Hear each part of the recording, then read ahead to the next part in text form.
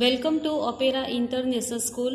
બાળકો, મારું નામ છે રાઠોડ આશા અને આજે આપણે હિન્દીની અંદર કાવ્ય 1 तेरी है ज़मीन એના વિશે અભ્યાસ કરીશું। हिंदी का जो ये काव्य है तेरी है ज़मीन, इसका प्रकार जो है वो है प्रार्थना गीत। यहाँ पर लिखा है, देखिए प्रार्थना गीत ये जो है उसका प्रकार है। और ये काव्य जो है वो हिंदी पिक्चर जो है वो द बर्निंग ट्रेन से लिया गया है। तो यहाँ पर इस काव्य में कहा गया है कि ईश्वर जो है वो हर जगह पर व्याप्त है, साथ ही ईश्वर ही सर्वपरिता है। इसका स्वीकार जो है वो इस काव्य में किया गया है। यहाँ पर कहा गया है कि ईश्वर सर्वशक्तिमान है और दयालु है, वो हमें हर मुसीबत से टाल सकता है। अगर हम किसी मुसीबत में पड़ जाते हैं तो ईश्वर ही हमें छुटकारा दिला सकता है। तो तेरी है ज़मीन काव्य जो है उसमें प्रभु से प्रार्थना की गई है और इसके ऊपर विश्वास जो है वो प्रकट हुआ है।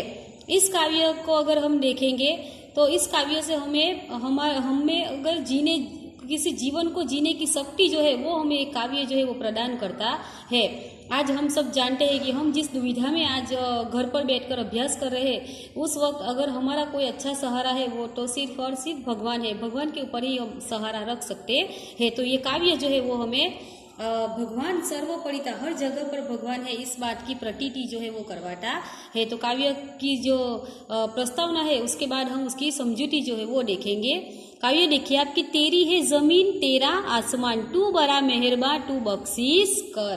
यहाँ पर कहा गया है कि हे ईश्वर, यह सारी धरती तुम्हारी है और ये सारा आकाश जो है वो भी तुम्हारा है। तुम बड़े दयालु हो, तू बड़ा मेहरबान तू बख्शीश कर। तू बड़ा दयालु है, इसीलिए हे प्रभु, हे ईश्वर, तू मेरे सारे अपराधों को क्षमा करना। यहाँ पर बख्शीश का अर्थ जो है वो क्षमा करना लिया गया है।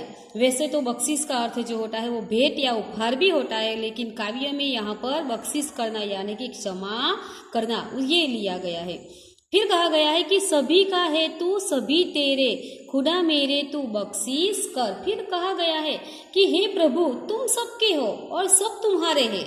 यानी कि आप इस चित्र में देख सकते हैं, तो चित्र में वृक्ष है, फूल है, प्राणी पक्षी और सूर्य है, घर है, लोग है, सब तेरे है। नदी नाले पर्वत, ये यहाँ पर उड़ने वाली हवा, तिनका, कण कण में हे प्रभु तू बसा हुआ है। इसीलिए कहा गया है कि सभी का तू है, सभी तेरे, तू ही सबका है और सभी तेरे है।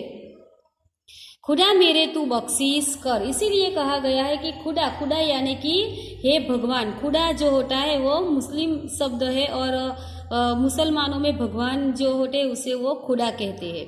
तो खुदा मेरे तू बख्शीश कर, इसीलिए हे प्रभु तू मुझ पे क्षमादान कर। अगर मुझसे कोई गलती हुई है तो आप मुझे क्षमा करें। तेरी मर्जी से मालिक हम इस दुनिया में आए हैं। हम इस दुनिया में तुम्हारी मर्जी से आए हैं, न कि हम वैसे के वैसे आ गए हैं। तुम्हारी मर्जी से तो एक पट्टा तक नहीं हिलता। तो हे प्रभु, तुम्हारी मर्जी से ही, तुम्हारी दया से, तुम्हारी कृपा से ही हम इस दुनिया में आए हैं। तेरी रहमत से हम सब ने ये जिस्मों और जान पाए हैं। फिर कहा गया है कि तेरी रहमत का अर्थ होता है कि कृपा। तेरी कृपा से ही हमें जिस्म यानी कि ये शरीर और जान यानी कि ये प्राण मिले है। आपकी कृपा से ही हमें ये जिस्म और ये प्राण जो है वो मिले है। तू अपनी नजर हम पर रखना, तू हमेशा तेरी नजर ही हम पर रखना। अगर तुम्हारी नजर भी हम पर रह गई तो हम किस हालत में है उसकी तुम्हें खबर लग जाएगी। इसीलिए यहाँ पर कहा गया है कि किस हाल में है ये खबर रखना। इसीलिए कहा गया है कि हे प्रभु, हम किस हालत में है वो हालत ही आप हमारी देखते रहना। फिर है, तू चाहे तो हमें रखे, तू चाहे तो हमें मारे। भगवान चाहे तो हमें मार भी सकता है और चाहे तो हमें जीवित भी रख सकता है।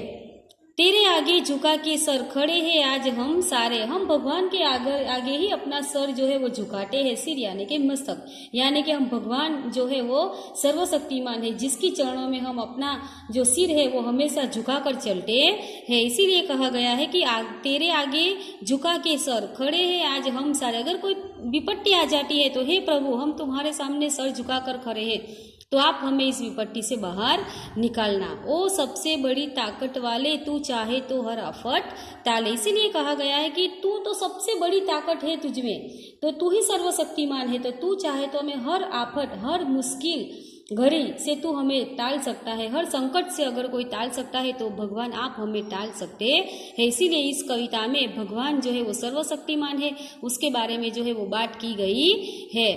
Thank you.